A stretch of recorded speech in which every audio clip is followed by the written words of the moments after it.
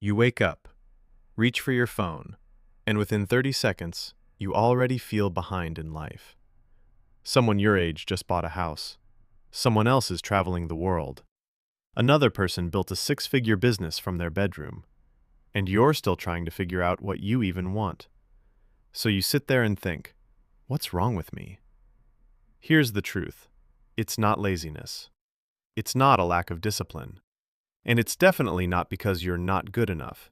It's something much bigger. An entire generation feels this way.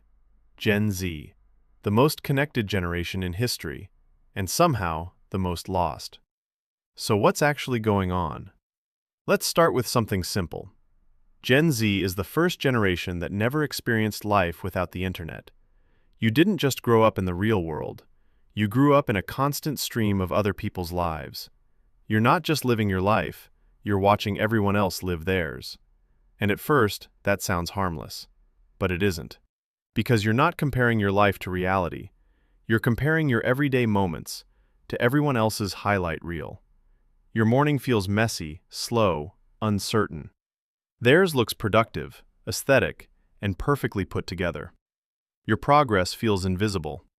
Theirs looks fast, exciting, and validated. And your brain doesn't know the difference. It just registers one thing: I'm behind. But that's just the surface. There's a deeper problem. Gen Z grew up hearing the same message over and over again. You can be anything you want. Sounds empowering, right? But think about it. If you can be anything, how do you choose one thing? When every path is possible, every decision feels like you might be making the wrong one. This is called decision paralysis. Too many options don't create freedom. They create pressure. Because now, every choice feels permanent. Every mistake feels like you've ruined your future. And suddenly, doing nothing feels safer than choosing something. And then there's something else. Something subtle, but incredibly powerful. Gen Z is constantly being evaluated. Likes, views, comments, engagement. Every post becomes a performance. Every thought becomes something to filter. Every action becomes something to measure. And over time, this changes how you think. You stop asking, what do I actually want? And you start asking, what will people like? What will perform well? What will get attention? And without realizing it, you slowly lose connection with yourself. Until one day, you wake up and think, I don't even know who I am. Now let's go even deeper. Gen Z didn't just grow up online. They grew up in uncertainty, financial instability, global pandemics, political tension, climate anxiety. The future stopped feeling predictable. And when the future feels unstable, it's hard to commit to anything. Why plan 10 years ahead when you're not even sure what the world will look like next year? So instead of building long-term vision, you get stuck in short-term survival. Scrolling, distracting, avoiding. Not because you're lazy, but because your brain is overwhelmed. Here's something ironic. Gen Z talks about mental health more than any generation before. Therapy, anxiety, burnout, depression. Self-awareness is everywhere. But awareness doesn't automatically fix anything. In fact, sometimes it makes things worse. Because now you don't just feel lost, you understand that you feel lost. You analyze it, overthink it, try to figure yourself out, and end up stuck in your own head. And then there's one of the biggest hidden problems. Gen Z has almost no tolerance for boredom. Think about it. The moment you feel even slightly uncomfortable, you reach for your phone. Instant entertainment, instant dopamine, no effort required. And your brain adapts. It starts expecting everything to feel fast, easy, and stimulating. So when real life doesn't match that, it feels unbearable. Building a career? Too slow. Learning a skill? Too frustrating. Relationships? Too complicated. Everything meaningful takes time, but your brain has been trained to avoid time. Now connect all of this together. You're constantly comparing yourself to others. You have unlimited choices but no clarity.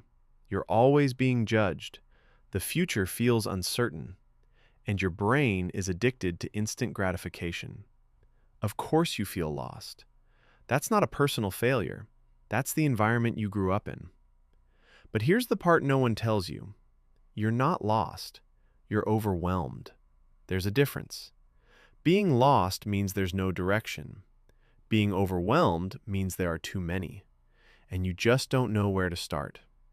So what do you actually do? First, stop trying to find yourself. That idea sounds deep, but it's misleading. You're not something hidden that needs to be discovered. You're something that gets built through action, through mistakes, through trying things that don't work. You don't think your way into clarity, you act your way into it. Second, stop living like an observer.